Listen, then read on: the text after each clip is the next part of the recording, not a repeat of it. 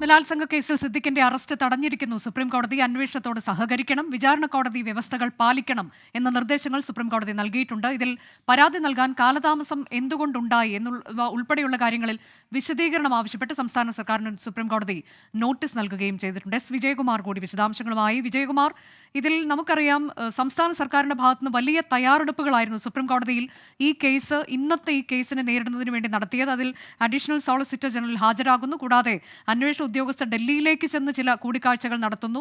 പക്ഷേ ഇത്തരം ഹർജികൾ പരിഗണിക്കുമ്പോൾ അതിന്റെ മെറിറ്റിലേക്ക് പോകാതെ പ്രാഥമികമായ ഒരു പരിശോധന നടത്തിക്കൊണ്ട് കോടതി ഉത്തരവ് പുറപ്പെടുവിക്കുന്ന കാഴ്ചയാണ് നമ്മൾ കണ്ടത്.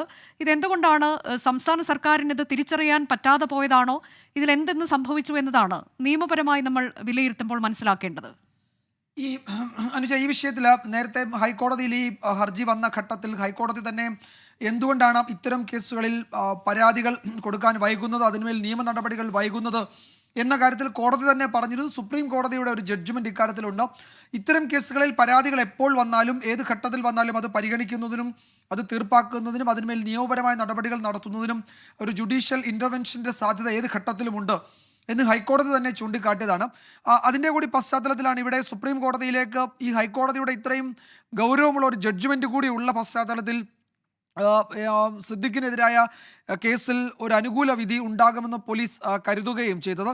യഥാർത്ഥത്തിൽ ഹൈക്കോടതി ഉത്തരവ് വന്നതിന് തൊട്ടു പിന്നാലെയും സിദ്ദിഖിനെ കസ്റ്റഡിയിലെടുക്കുന്നതിൻ്റെയൊക്കെ അല്ലെങ്കിൽ ആ ഹൈക്കോടതി ജഡ്ജ്മെന്റ് വരുന്നതിന് മുൻപ് അദ്ദേഹം എവിടെയുണ്ടെന്ന് അറിയുകയും തുടർന്ന് അറസ്റ്റ് ചെയ്യുന്നതിനൊക്കെയുള്ള നീക്കങ്ങൾ കുറെ കൂടി ഊർജിതമായിരുന്നുവെങ്കിൽ ഈ തിരിച്ചടി കോടതിയിൽ നിന്നുണ്ടാകുമായിരുന്നില്ല. ഇതിപ്പോൾ പ്രതിഭാഗത്തെ സംബന്ധിച്ച് ഇതൊരു സത്യത്തിൽ ഇത് മുൻകൂർ ജാമ്യമല്ല, ഒരു കുറച്ച് ദിവസത്തേക്ക് അറസ്റ്റ് തടയുക എന്നൊരു കോടതിയുടെ ഒരു സാധാരണ നടപടി മാത്രമാണുള്ളത്. പക്ഷേ ഇത്തരം പ്രൊഫൈൽ കേസിൽ സുപ്രീം കോടതിയിൽ നിന്ന് ഈ നിലയിൽ ഈ പ്രതിക്കെതിരെ ഇത്തരം ഈ ഒരു സമീപനം ഉണ്ടാകുന്നത് അവർക്ക് പിന്നീട് എല്ലാ ഘട്ടത്തിലും അവരത് ഉപയോഗിക്കും. ഇപ്പോൾ മാധ്യമങ്ങളിൽ നടക്കുന്ന ചർച്ചകളിലാവട്ടെ, സമൂഹ മാധ്യമങ്ങളിൽ ഇപ്പോൾ അതിജീവിതയ്ക്കെതിരെ നടത്തുന്ന ഈ ആക്രമണങ്ങൾ, ഇപ്പോൾ ആ നിലയ്ക്കൊക്കെ അതിജീവിതയെ ഒറ്റപ്പെടുത്തുക, അവർക്കെതിരെ വലിയ വിമർശനങ്ങളൊക്കെ ഉന്നയിക്കുന്നവർക്ക് ഈ സുപ്രീം കോടതിയിലെ ഈ അനുകൂല ഇടക്കാല തീരുമാനം ഒരായുധമായി അവരത് ഉപയോഗിക്കുകയും ഒക്കെ ചെയ്യും. അപ്പോൾ ഹൈക്കോടതിയെ സംബന്ധിച്ച് ഹൈക്കോടതി അന്ന് ഈ മുൻകൂർ ജാമ്യാപേക്ഷ നിരാകരിച്ചുകൊണ്ട് വളരെ ഗൗരവമാർന്ന നിരീക്ഷണങ്ങൾ നടത്തുകയും തന്നെയുമല്ല ഈ ഇത്തരം കേസുകളിലെ കാലതാമസമല്ല അതിലെ പരാതിയുടെ ഗൗരവമാണ് പരിഗണിക്കേണ്ടത്, അത് ഏത് ഘട്ടത്തിലും അത് ആ ഗൗരവത്തോടു കൂടി തന്നെ പരിഗണിക്കണം എന്ന സുപ്രീം കോടതിയുടെ ലാൻഡ്മാർക്ക് ജഡ്ജ്മെന്റ് ചൂണ്ടിക്കാട്ടിയാണ് അന്ന് ഹൈക്കോടതി ഇതിൽ ഈ ജാമ്യാപേക്ഷ നിരാകരിക്കുകയും ഒക്കെ ചെയ്തത്. അപ്പോൾ അന്ന് അതിജീവിത ഈ സമൂഹ മാധ്യമങ്ങളിലൂടെ അവരെ അധിക്ഷേപിക്കുന്നതടക്കം അത്തരം നടപടികളിലേക്ക് പോയാൽ അത് വലിയ തോതിലുള്ള തീരുമാനങ്ങളിലേക്ക് ഇടപെടലിലേക്ക് കോടതിയെ കൊണ്ടുവന്നെത്തിക്കുമെന്ന മുന്നറിയിപ്പ് പ്രതിഭാഗത്തിന് നൽകുകയും ഒക്കെ ചെയ്തതാണ്. അന്ന് പൂർണ്ണമായും അതിജീവിതയുടെ താല്പര്യങ്ങൾ അല്ലെങ്കിൽ അവരുടെ പരാതിയിലെ ഗൗരവാവസ്ഥ അത് അന്വേഷിക്കണം, അതിന്മേൽ നടപടി ഉണ്ടാകണം എന്നതിലായിരുന്നു കോടതി ഊന്നൽ നൽകിയത്. ഇവിടെ ഈ സാങ്കേതികമായ ചില കാരണങ്ങളാണ് സുപ്രീം കോടതി ചൂണ്ടിക്കാട്ടുന്നത്. അപ്പോൾ സാങ്കേതിക കാരണങ്ങൾ ചൂണ്ടിക്കാട്ടി അറസ്റ്റ് കോടതി തൽക്കാലത്തേക്ക് തടഞ്ഞു. എനിക്ക് തോന്നുന്നു ഇപ്പോൾ ആൻറ്റിസിപ്പേറ്ററി ബെയിൽ അതിന്മേലൊരു ഡീറ്റെയിൽ ആർഗ്യുമെൻ്റ് അവിടെ നടന്നിട്ടില്ല.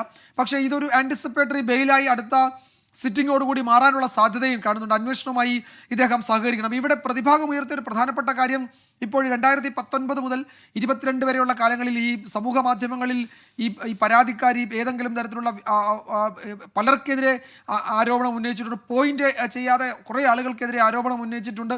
അത് ഈ പരാതിക്കാരുടെ വിശ്വാസ്യതയെ ചോദ്യം ചെയ്യുന്നതിനൊക്കെ വേണ്ടി ഒരു വാദമായി സുപ്രീം കോടതിയിൽ ഈ പ്രതിഭാഗം ഉപയോഗിച്ചിട്ടുണ്ട്. തന്നെയുമല്ല ഈ പ്രതി എന്ന് പറയുന്നയാൾ ഒരു പോപ്പുലറായ ആർട്ടിസ്റ്റാണ്.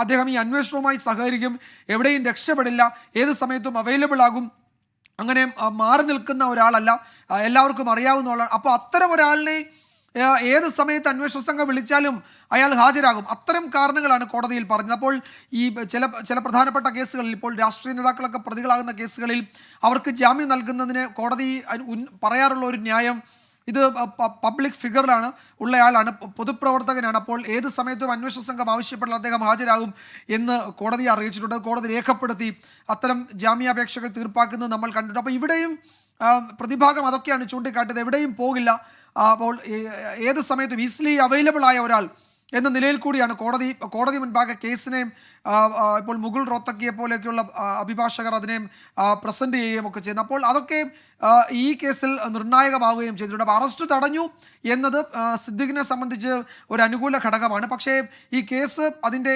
മെറിറ്റിലേക്കൊന്നും കോടതി കടന്നിട്ടില്ല.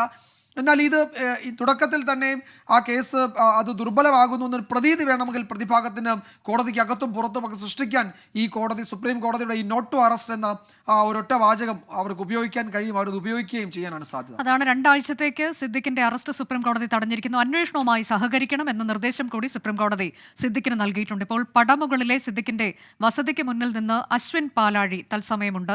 അശ്വിൻ, കഴിഞ്ഞ 6 ദിവസമായി സിദ്ദിഖ് ഒളിവിലാണ്. അദ്ദേഹത്തിന്റെ വീടുകളിലൊന്നും അദ്ദേഹമില്ല. എവിടെയാണ് അദ്ദേഹം ഉള്ളത് എന്നതിനെക്കുറിച്ച് അന്വേഷണ സംഘത്തിന് ഒരു ഊഹവുമില്ല എന്ന തരത്തിലേക്കാണ് വാർത്തകൾ വന്നത്. ഇപ്പോൾ അവിടെ കാണാൻ കഴിയുന്ന കാഴ്ച എന്താണ്? അദ്ദേഹം ഇനിയിപ്പോൾ 2 ആഴ്ചത്തേക്ക് അദ്ദേഹം സ്വതന്ത്രനാണ്, അദ്ദേഹം സുരക്ഷിതനാണ്. അദ്ദേഹം അങ്ങോട്ടേക്കൊക്കെ എത്താനുള്ള സാധ്യതയുണ്ടോ? അവിടെ ആരാണ് നിലവിലുള്ളത്?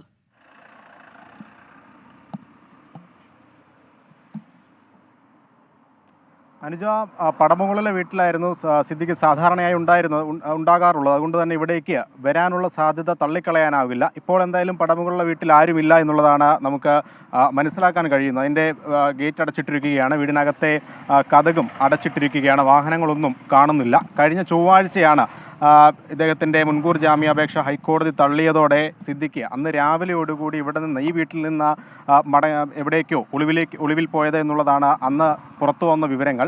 അതിനുശേഷം എവിടെയാണ് സിദ്ദിഖ് എന്നുള്ള ഒരു സൂചനകളും പുറത്തു വന്നിരുന്നില്ല. അശ്വിൻ പാലാഴിയിലേക്ക് എത്താം.